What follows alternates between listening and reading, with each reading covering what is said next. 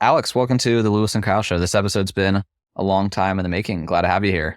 Glad to finally be here, Lewis. It's great to see you again. Great to meet you, Kyle. Hell yeah. We met at the magazine back when I was working at Bitcoin Magazine. And for listeners of the podcast for a long time, a lot of that came about because we interviewed the CEO of Bitcoin Magazine, David Bailey. And then when I moved to Nashville, had kind of re-encountered him in person and I didn't have a job and kind of led to the serendipitous life path that through a series of events led me to being here where I am now. But Alex is someone, yourself, that I met along the way and just really connected with and respected the work ethic and the intensity and really just both like the variety and quantity of things that you're contributing to.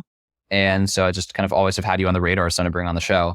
And then since, we had that personal friendship, I never feel as rushed to make this happen because I'm like, we'll get to it. And this year I was like, you know what, we got to make it happen. Yeah, man. Life's been getting interesting too. I'm kind of glad we waited. It's like the perfect time to sit down and talk. We also had a jiu-jitsu, common interests of sports, jiu-jitsu, watching MMA, pretty good time. Exactly. So you mentioned that you are living very remotely now.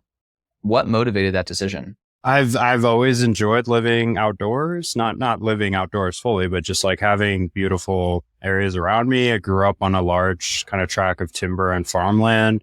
Spent my whole childhood hunting and fishing and running around outside. I was living in the city outside of New York for the last 2 years, which was kind of fun and interesting in its own way, but it's really claustrophobic. I hate living in apartments. I hate not having my own kind of privacy and space. And as a Bitcoiner, you get a lot of weird, public Bitcoiner threats and doxing and stuff. So it's not to say to cower away from that, but I do have kind of family I want to take care of. And we do want to have kind of our own peace and privacy and not be bothered by anybody. So this is kind of the best way to go about it, I think. And it's beautiful. America's so beautiful wherever, any little part of the country, you can kind of find a haven and go off and do your own thing. Yeah, just time moves slower, more freedom, Yeah, it's crazy how cool, some aspects of the world are, because I'll let you, speak to the projects that you're involved with and really just lay it out for everybody. But the fact that you're doing that from somewhere that you said, there's not really much nearby. I don't know what the nearest XYZ is, but it sounds like it's not close. And the fact that you're still kind of contributing to 3 different, fully global projects is crazy. So tell us a little bit about the roster of the current set of projects for Alex, because it's never a short list. Yeah, I do 3 things primarily. First and foremost, I work for Bitcoin Magazine or the Bitcoin Conference, as you may know it. On the event side there, program their conferences. So, love them or hate them, I'm probably responsible for whatever, stage appearance you enjoyed or are protesting. So a lot of multimedia stuff with Bitcoin Magazine, a lot of bringing in speakers, speaker liaison, programming, kind of the panels, the keynotes talks. We brought in RFK, Tulsi Gabbard, a lot of political stuff lately as the primaries are heating up.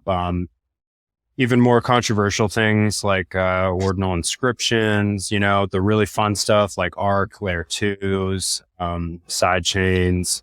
But the main goal there is really to just educate and foster a big Bitcoin community, right? So we throw the biggest events. We have the most Bitcoiners in the world in one place at one time. It's kind of the best place to get a job or get a foot in the door in the industry and meet people. So there's endless fun times to be had at that company. And I love it to death. It's the best job in the world. On the side, I work also for Lightning Ventures. We invest in Bitcoin startups. That's what we do with my good friend, Mike Jarmuz. We're having a great time of it. There's so many amazing kind of companies getting off the ground. And we're just kind of exploring that eternal question of what is a Bitcoin company and what companies are going to go, public and foster great kind of ecosystems themselves outside of miners or exchanges. Those are the ones we know right now. Miners and exchanges are the 2 viable Bitcoin companies. We think there's more. Love to be proven wrong, but we're making investments into great companies left and right very, very early. And I hope what we're known for is really spending time, basically on a month-to-month basis with all of our companies and connecting them where they need connections made, whether it's with people, with hash power, whatever it is, we've got their backs and we're just trying to help them grow in whatever way we can. And we've got an amazing little team over there at Lightning Ventures, just kind of doing the thing day in, day out. So that would be, I guess, project number 2. And then third and final, I work on the Jack Dorsey's Nostr Unconference series, or they're becoming more like conferences now, but a series of global events dedicated to promoting the Nostr protocol and kind of the freedom of engineering and freedom of speech on Nostr. So the first one we did was in Costa Rica, had about 300 people travel all the way to the middle of nowhere in Costa Rica and hang out on basically a hippie compound and then put on an unconference. So people got up, talked about whatever they wanted, there are a lot of engineers and devs there, new businesses that were created as a result of that, new Nostr improvement kind of proposals and ideas. So it's just kind of a beautiful, really software heavy experience. And right now we're solely focused on our next event, which is being held simultaneously in Hong Kong and Tokyo. We'll never go to the same place twice. So after that, we'll pick another place somewhere on Earth that we believe needs Nostr, needs more free speech, and we'll go there. Well, it's certainly an impressive list. Lewis and I started this podcast in March of 2020. And I think that in March of 2020, you were a professional MMA fighter. And so that's a lot of things to accomplish and to do in a very short amount of time. And I know you mentioned a foot in the door. How did you break into this industry? Like, what do you attribute your kind of last 2 years to? Just a small correction there. I was not a professional MMA fighter, but I lived in a professional MMA training academy at high altitude with the best MMA fighters in the world. So I trained alongside them. I fought alongside them or had them coach me, but I was on an amateur level. So I've never been paid outside of sponsorships to fight anyone. Had innumerable gym brawls and barn burners and fights outside of that. But I guess to answer your question, like MMA, Jiu-Jitsu especially, like Muay Thai, are things really near and dear to my heart. They helped me get sober when I was a lot younger and, just find an outlet for like all of my energy. I didn't grow up very, especially athletic. So I kind of discovered fitness later in life in my 20s, and I've been really enjoying it ever since. So like, I'm kind of person, like when I'm interested in something, I just dive all the way in. So pretty early on in that path, I started having my first, second, third, fourth touch points with like Bitcoin. My younger brother was making a lot of money trading and using Bitcoin.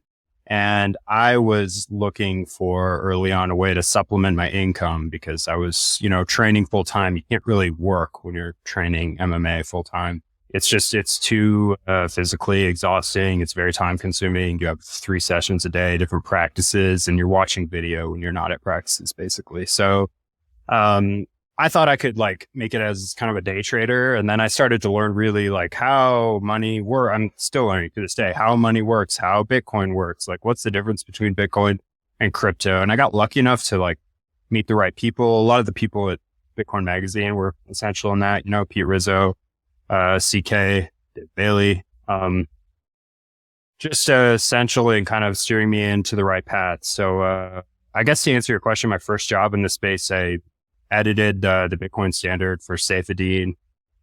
That was like a pretty intense experience that really put me on the Bitcoin only path. So early on there, like a couple cycles later, I've been working with him, just editing his books and, just getting more and more involved in the community and strengthening my conviction in Bitcoin and learning as much about it as I can, really. What motivates I'd say like intensity to, I feel like if I just had one of those jobs, right, I feel like I'd be contributing to the industry in a meaningful way and contributing to the causes of like censorship resistance in terms of both currency and speech and awareness of these topics via, coordinating events. What motivates the need to, or the desire to really just have what seems like an extremely full plate? Maybe I'm projecting a mild degree of like overwhelm from how I feel like I don't feel like I have space to add much in terms of like doing those types of things. Like why the full, is it just you go crazy or you just like start twiddling your fingers? Like why why so much all at once? Yeah, just I like to stay busy. I think part of that is like, I've just always been that way. I was really obsessive about music and art growing up. So all I did is like play guitar and draw for like a decade and realized like, I don't know anything. I don't know how to work. I didn't know how to do anything. So I got really interested in kind of tech and like working remotely. And then I discovered like you can do all sorts of things at once because I don't have clear work hours and I don't sleep very well. So I'm just like up all day and night. It's easy to contribute to a bunch of projects, but it gets a bit much at times. But like, I know that we're like kind of the side of light and good here between Bitcoin and Nostr. And I know what it's done for me. It's changed my life completely. Went from having like absolutely no savings to just feeling completely blessed and like safe and ready to kind of like start a family and just, you know, get my own space and just, can do amazing things for people. Right. So I've experienced that myself. Like I said, there was like this sobriety component of like, if you replace kind of like, you can't just like take out like bad behaviors or habits, you have to replace them with something. So a lot of that energy went into martial arts. But then I kind of learned how to channel it into other things. There's no money in martial arts at all. And I think we all have kind of innate desire to want to accumulate wealth. So that's a big driving factor of it. Not going to lie, like really obsessive about just making as much money as I can to take care of me and my family. I don't know, working really hard is a great way to do that. Let's talk about some of the things people might be less familiar with in terms of the underlying topics. So we've done several episodes, like we said. We had David Bailey on the podcast in 2021. We had Guy Swan on the podcast in 2020. We've talked about Bitcoin. We've had plenty of people be like, this is the Bitcoin pitch. This is the Bitcoin story. This is the benefits of the Bitcoin ethos, ideology, lifestyle, worldview, whatever you want to call it. What specifically, in terms of the other two components, obviously they're all interrelated, what is the kind of high level explanation for the importance of the Lightning Network? And then secondarily, kind of the Nostr movement and kind of like the quickness of that. Because really, selfishly, that's a lot of the motivation for me with this specific interview is like, I just haven't taken the time to dive into Nostr, despite, right, all of the ideological overlap that would make me predispositioned to be someone to dive into it, right? I understand software. I'm a Bitcoiner. I've worked in Bitcoin and I'm still kind of just like, and I'm a Twitter user and I still haven't taken the time to dive in. So like, why is that the case? Or what am I missing out on? I guess to cover the first one real quick, Lightning makes Bitcoin very fast and scalable. Like that's the thesis on its surface as a layer 2 that doesn't change the underlying protocol. There are different implementations and ways to go about that. But I think if you're going to, I guess, give the proverbial orange pill or show someone how to use Bitcoin, you can blow their mind by doing it with Lightning because it's instantaneous. It's virtually feeless. If you're running payments over it. And it's kind of beautiful in its design, the way it works. There are a lot of problems with it as well that I hope people want to start to address and take seriously. And honestly, I hope that we start to get some more competition in the layer 2 market to really spice things up. I mean, I don't like this idea that we just invest all in on Lightning and don't consider any other options for scaling and kind of more efficient global onboarding. I guess on the Nostr side of things, I think there's we all have really limited time and it's, you want the protocols you use to be social proof to a certain extent. Like there's usually someone or some event that happen on those protocols before you jump over to them, unless you're seamlessly integrated from Instagram over to Threads or something like that, or you're big Zuckerberg fans, you sign up for Threads right away. Nostr is different and more robust than all of that because Nostr really harkens back to the early days of the internet when things were just protocols. You had to find information, it had to be sent to you somehow. And so we had to agree on a means of communication in a railway to send that information back and forth. You might think of email as one early example of that really took hold. And you have hundreds, if not thousands of different email providers and companies that can help you kind of facilitate your email communications. That's sort of like what Nostr is. Basically just, it stands for notes and other stuff transmitted by relays. So there's the interesting thing about it is it's decentralized. You can run your own server. You can choose what kind of things you want to see. So in some sense, you can't be censored, but individual clients can spin up their own versions of the protocol and how you interact with them across those clients can be a vastly different experience. There are clients out there that mimic almost what Instagram does. They're more visual heavy. They're more photo based. A lot of the early Nostr clients so far have been almost replicas of Twitter. But what's different is no one can pull your NPub. There's no identity, kind of like self identity required. Anyone can spin up a private public key pair and start to use Nostr. So you can't be disenfranchised from the platform because of something you said.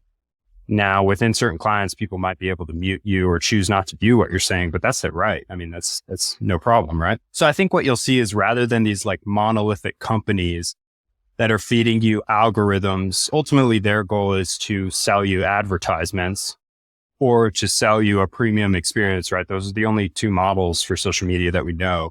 Either you're being fed this highly addictive algorithm interspersed with ads that are sort of like tailored to suit you. I never find they hit home very well, but that's the intention. They want to serve you as many ads as possible, keep you on the program on a steady diet of ads so they can collect their checks. Or as you'll see with like Twitter, you pay a subscription if you want exposure. You pay a subscription, verify your real world identity, which is catastrophic consequences for people all over the world, by the way. I mean, that should never be, the only thing, identity is just reputation, right? You should be able to build a pseudonymous reputation without having to fork over everything that will get you doxxed and surveilled and can kind of screw users in countries that are, I guess, less fortunate than we are to have kind of as much freedom of speech as we have, if you know what I'm getting at. So Nostr circumvents all that and allows, instead of the monolithic company kind of ad or premium model, it allows you to build the experience you want. And anyone today can go, it's completely open source, and spin up their own Notion client and start to build their own application. So, I mean, that's a beautiful thing. That's a huge step forward in terms of free speech. It's definitely not perfect. It's definitely not super like far along in adoption. It's got a really long way to go and it's going to be an uphill battle. But the people that I see on that protocol using it are diehard. Like they're in this for life. They're going to use this thing. I use it exclusively as my social media. I don't post on any other social medias or have them on my devices anymore. Because it gives me all I need. Now, everybody else has to make that assessment for themselves, but at the very least, it takes about 2 seconds to spin up a private public key pair and start using it. So I'd recommend everyone try it out. It's super fun, and Bitcoin's integrated with it in all sorts of interesting ways. If the client chooses to implement that particular version of it. So you may have heard of zaps, like instead of likes. It's a way of transmitting rather than kind of virtue signally likes and favorites and little hearts.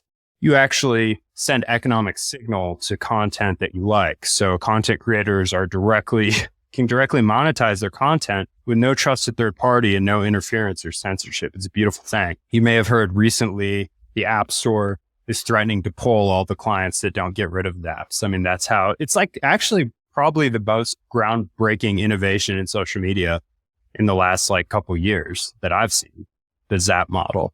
So if you haven't used it, jump on there, go somewhere like primal.net and spin up a handle and start experimenting, connect your wallet through Albi and start sending zaps. It's super, super fun and just life-changing if you're a content creator.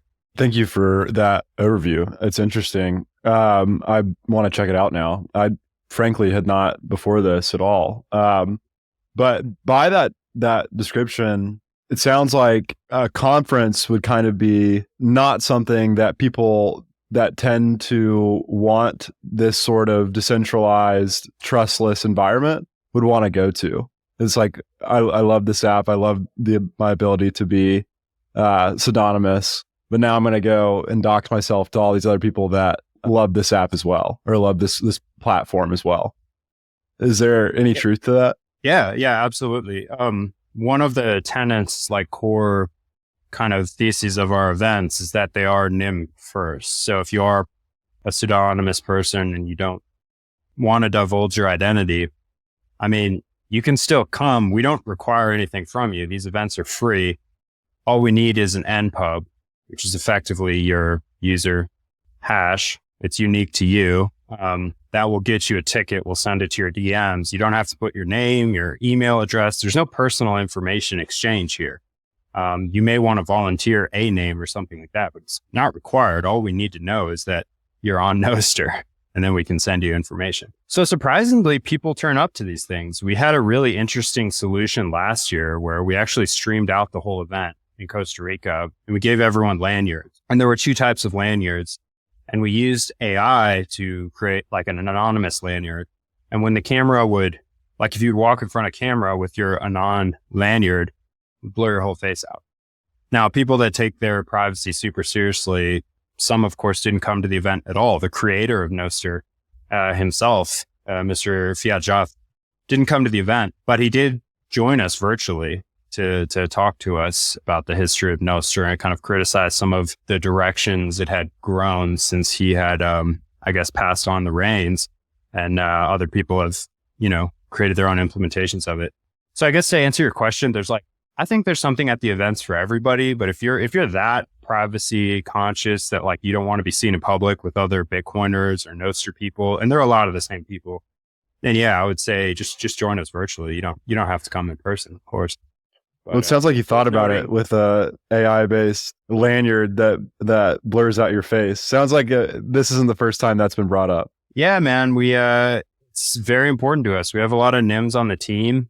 I mean, you can see, I think there's a picture in Forbes of like Jack Dorsey, me, and Rockstar. If you know Rockstar in the Bitcoin community, his face is completely covered up. You don't know his real identity. He's just there. He has the bandana on. Exactly. He's speaking like any other person, just dropping knowledge on people, and nobody knows who he is. It's great. Yeah. I mean, we have heavy security there too. So I hope that everyone felt safe. Actually, I have a funny story about that. Do you know Tatum? Yeah, let's do it. Okay. Yeah. Between 286 Tatum, right? He came to Costa Rica, and it's like hot as hell out there. And he's wearing his with his vest and his whole outfit. Yeah. He's wearing his outfit, but not the whole outfit. It's too hot. He's just wearing his vest and like some swimming trunks. And he's just like walking around the event in this bulletproof vest. And I get like 3 security guys, like plain clothes, like come up to me. They're like, "Do you want us to take this guy out? He's wearing a fucking vest." And I'm like, no. And I pull up YouTube and show him the show. I'm like, he's great. He's harmless. He's like the most gentle guy. It's just his shtick. Like, this is very funny. But yeah, shout out to Tatum. Tatum's been a fun one to watch. I met him because when I worked for Pomp, I went through the training program, and I was in the same cohort as Tatum when Tatum was just on the come up, and just like, so it's been a cool, like, to watch him from just like a guy in the Pomp's training program interested in getting more involved in the industry and like learning about it and educating himself, to like really skipping a lot of steps, and not in like in a bad way. I don't think there's much sometimes people associate skipping steps with skipping important things to have like learned or accomplished, but just skipping a lot of BS steps to building reputation, and just by being super authentic the whole way through. Definitely. Yeah. He's one of my favorite of the Nostr power users. Great guy. Since I left the job working with Pomp, unfortunately, a lot of my, just awareness of the space has kind of deteriorated, at least to like the level of standards it was when I was involved, right? When I was working at the magazine and living with people from the magazine, it was like constant immersion. And that's less so the case these days, which is, for good and for bad. What would you say in terms of like 2023, 2022, besides Nostr, because I think that's a huge development kind of in the adjacent spheres of like overlapping interests, and maybe like the conference this year, like what's big? So maybe the story of like 2021, 2022 is like the first nation state stories, right? Like El Salvador and some additional kind of big government approvals or things that are perceived that way. Again, everyone has their opinions of like what things meant, but what is like the big new stories, motivations, like things that are like, what were people excited and chatting about in 2023 at the conference?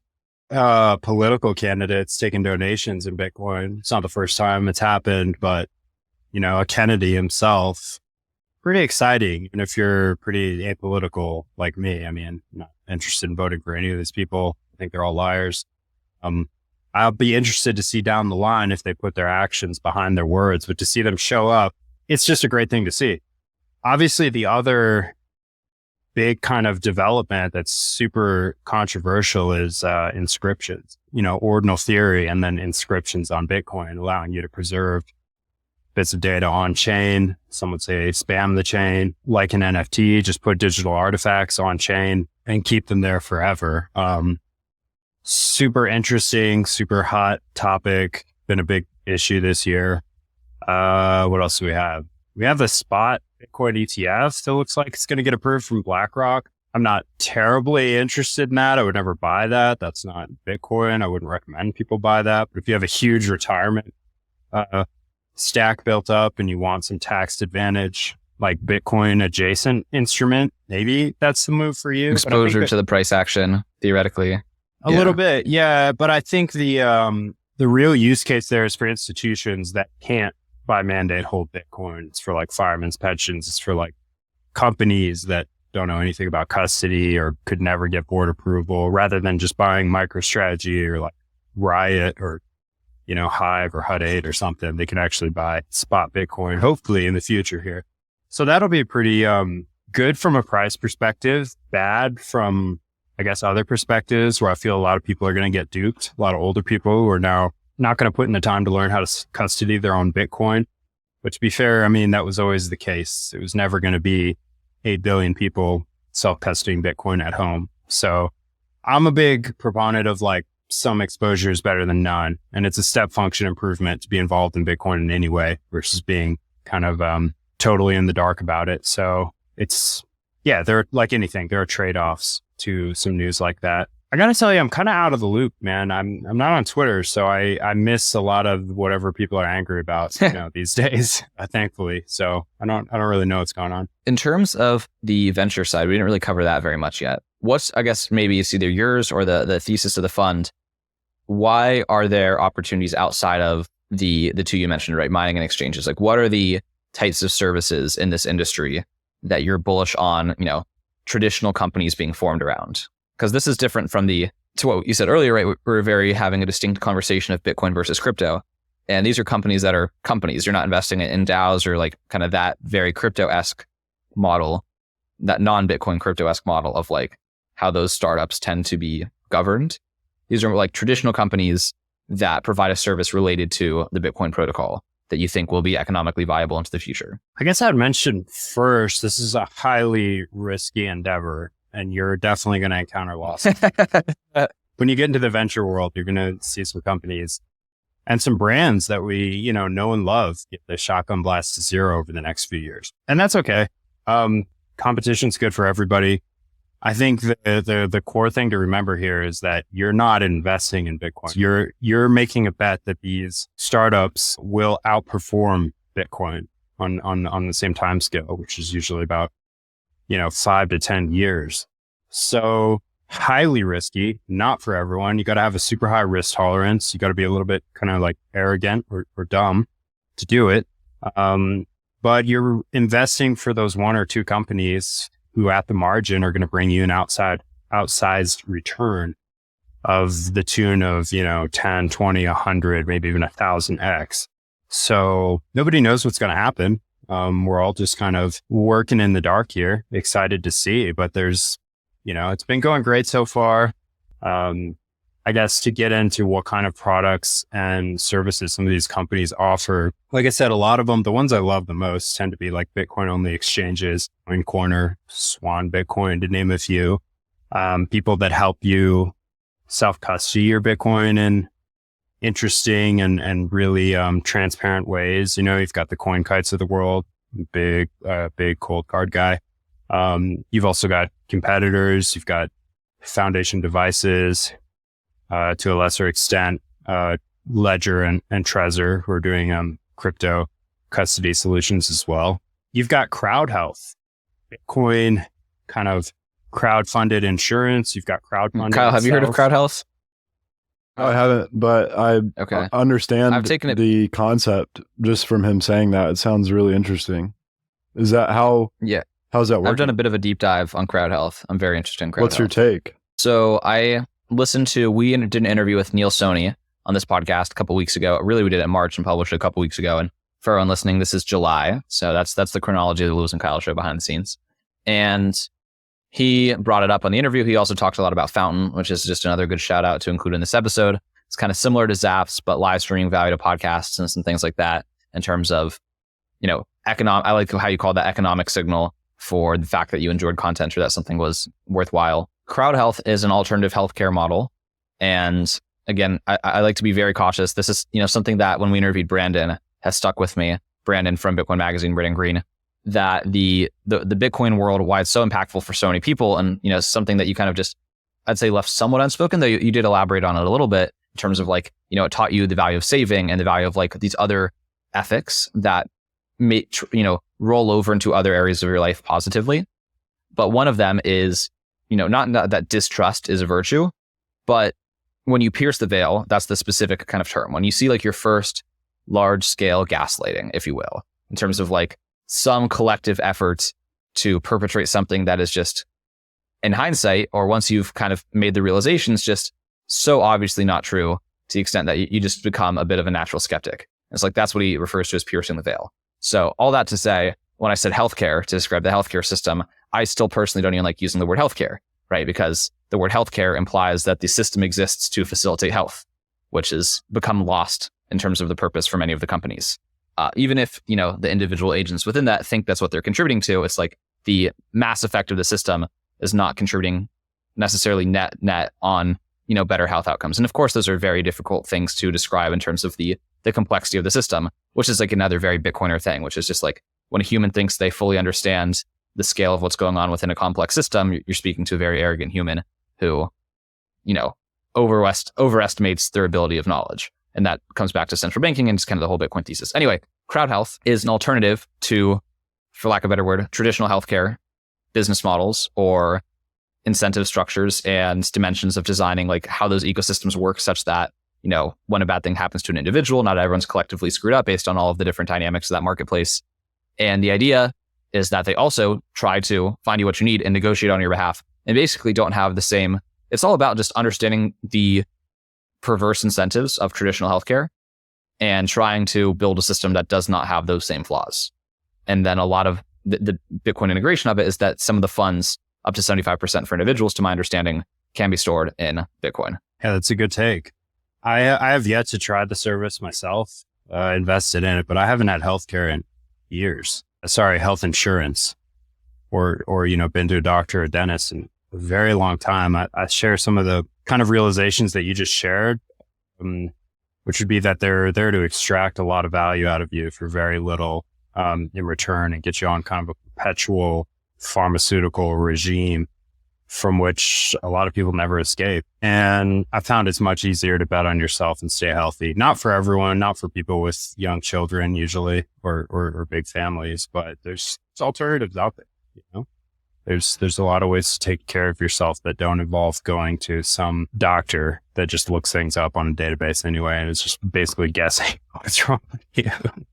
I don't know why I had to go there, but like, there's so many beautiful kind of different companies that are exploring how to integrate Bitcoin products and services in our lives, whether it be ads, telecommunications, virtual private networks and privacy, like you said, fountain content payments, lots and lots of payment providers and kind of solutions to make navigating the world easier. Because say what you will about fiat, we all hate it and yada yada yada, but it does work on low enough or quick enough time scales. Like I need an airport ticket, I'm putting in my credit card, boom. Like it's useful, it's pervasive, it's everywhere. We have to build like lots and lots of competitive products and services to win people over, and they've got to be easy, and we've got to make the user experience a lot better than it is right now to get people, transitioning to a Bitcoin standard, if that's the goal. So I guess that's just more about what we're all about at Lightning Ventures. I love it. One thing that I've been thinking about recently is the irony of Satoshi's vision or work, kind of this miraculous moment, creating the opportunity for CBDCs to exist. And I think it's very important to kind of preach about the dangers of CBDCs and what can happen in a world where they're proliferated. And so I'd like to hear your, obviously, the case against CBDCs and kind of give that to our audience to put it in their head. Sure. I mean, CBDCs are objectively worse money than fiat, even if you call fiat money and not just like debt instrument kind of slave tokens. The only way that CBDCs will be adopted in a broad scale is they're going to be coerced on people, or they're going to be highly malincentivized to use them. That means you're not going to be able to pay your hospital bill without using a CBDC, which is programmable money. I mean, I think a lot of people, I don't mean to interrupt, but I think a lot of people are naive, right? Like a lot of people will just naively go with it. Yeah. Whether or not that's just a form of coercion, though, like just gaslighting, that's I guess a bit of a silly debate. But I don't know what the future holds, but these things are being developed and implemented around the world, and it gives governments more control and it gives you, the user, less control. And what you end up with at the end of the day is non-neutral money, like even more biased money than fiat currency, which is useless for people trying to empower themselves and have savings and hold on to something in a world where, the lower and middle classes just can't get a break. It's like, you're being debased by 20, 30, 40, 50, 200%, depending on where you live, just through inflation and second order effects of that.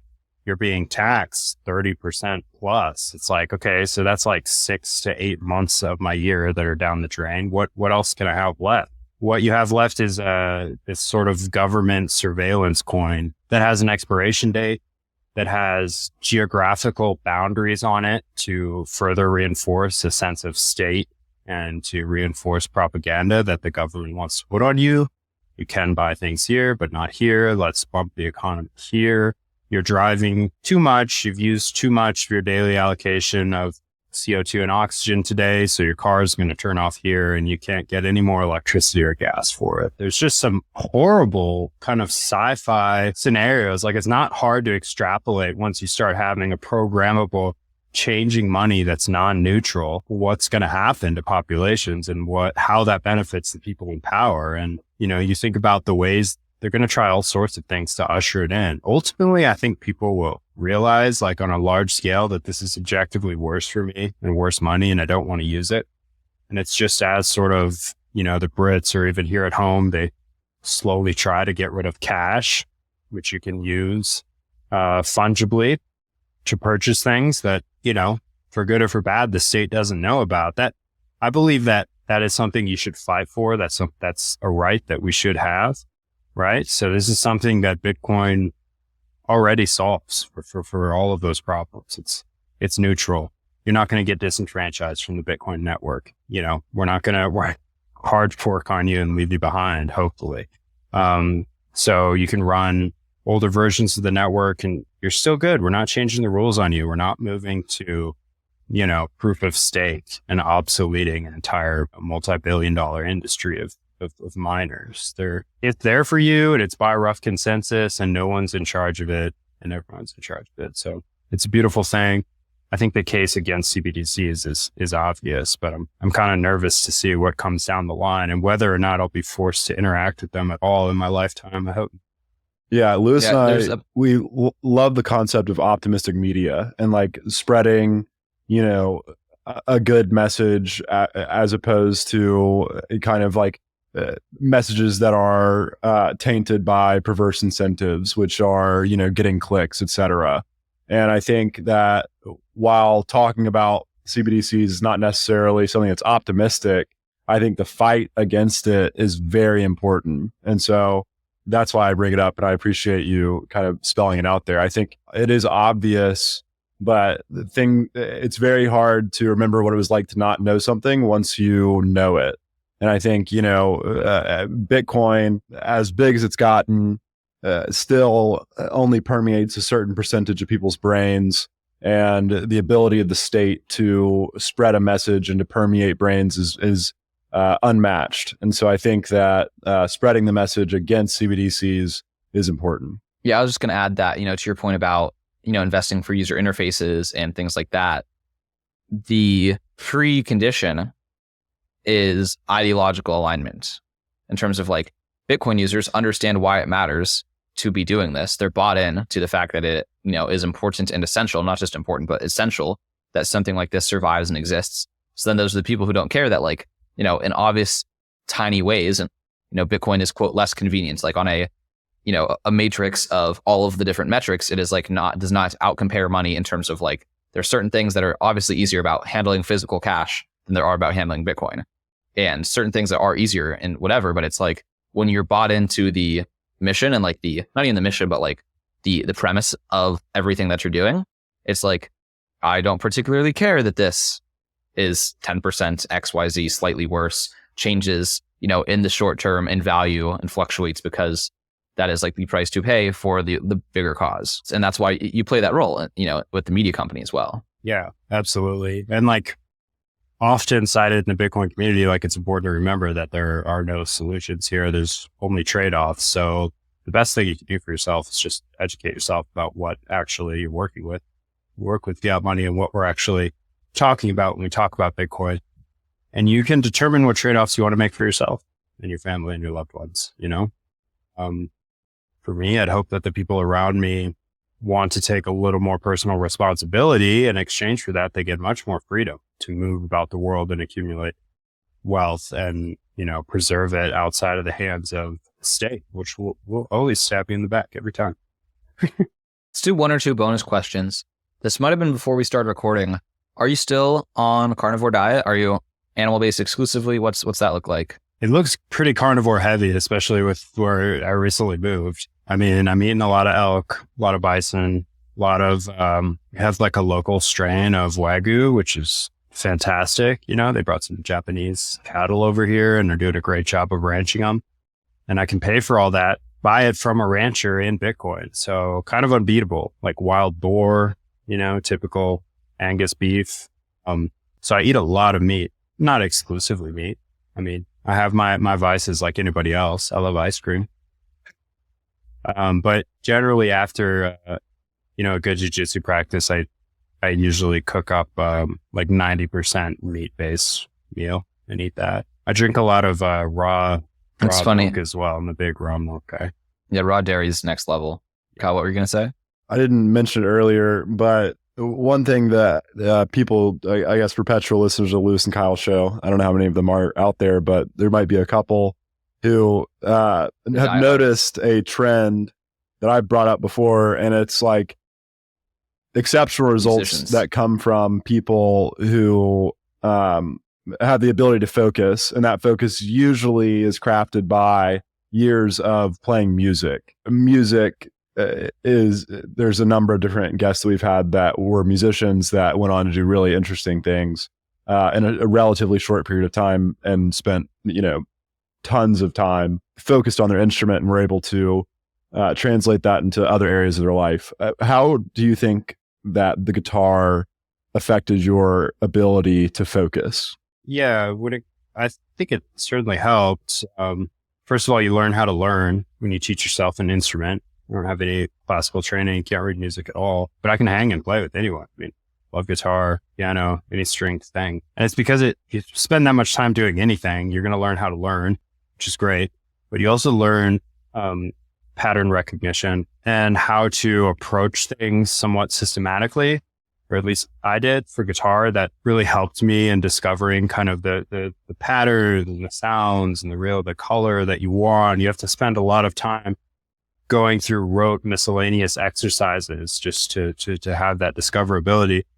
And if you can do kind of the boring stuff somewhat methodically, and you can read and write, I mean, you can take any job. Anybody can craft a CV. You can, talk your way and social engineer your way into anything. So it can be useful to approach things from that perspective and just say, look, this is going to be a lot of work. I only have this much time on my hands. This is how much I'm going to do. Just break it down, knock it out, one thing at a time. I love that. I want to end with one question I wrote down. Besides Tatum, I'm curious if there are any other shout outs for up and comers. So maybe in 2020, if you're like, y'all got to watch out for this Jack Mallers guy, you know what I mean? I'd be like, really good point. And who are some kind of like young up and comers? Obviously that's relative, right? So like, I think just about anyone on the Bitcoin Magazine team has a lot of potential, and that's kind of something they select for. And I still think, David and Grant are both like underrated people, but anyone else that is kind of up and coming in the space, people should be watching out for. Say in a couple of years, that could be the Jack Mallers of, the 2024 conference or whatever. Yeah. My good friend, Mike Charmaz, Certainly. And I mean, this guy knows everybody, he helps everybody, he works harder than anybody. It's very, very underrated Bitcoiner. Also, Will Kasserin, if you don't know that name, he created Damas, probably one of the most beloved Nostr clients. I mean, he pushes updates for that thing like during meals, on planes, just wherever he is in the world. He's just constantly developing this thing. He's got Marty Malmi of Iris. You've got Miljan of Primal, which is a client I personally love to use for desktop. So there's a couple Nostr names for you. Some great up and comers, but man, there's hundreds more. Like that's the great thing about Bitcoin adoption is like we've captured a huge percentage of people who are like perpetually curious and open. And like those kind of people, I tend to think go on to do interesting things, just because they're so open-minded and willing to learn, and they don't hold on to their beliefs too hard. So they can change and adapt and grow and just build beautiful projects. So there's a lot of great people out there. Hell yeah. So where are you most active right now? It sounds like it's Nostr. If people Google your name without taking them to the right place, they need to first and foremost set up a Nostr via client, get a public private, and then find their way to you. What's going to work for the people? Yeah, I guess Nostr. I don't know what would happen if you Google me. Don't do that. But yeah, go to Nostr. I'm really active on there. I'll definitely find you. The funny thing about Nostr is there's no like centralized server. So finding people can take a little bit. So you got to branch out of your comfort zone and follow a lot of people to get to know the community and make sure you're hitting, a couple good relays so you can see more of the content. But there is no global feed in a sense in Nostr, right? You discover what you can discover. And usernames, it's fun, but don't work either. So you'd have to get the NPub. I'll send you my NPub. You can put it in the show notes or something. Okay, perfect. Well, this has been a good time. Glad we could catch up, and thanks for coming on the show.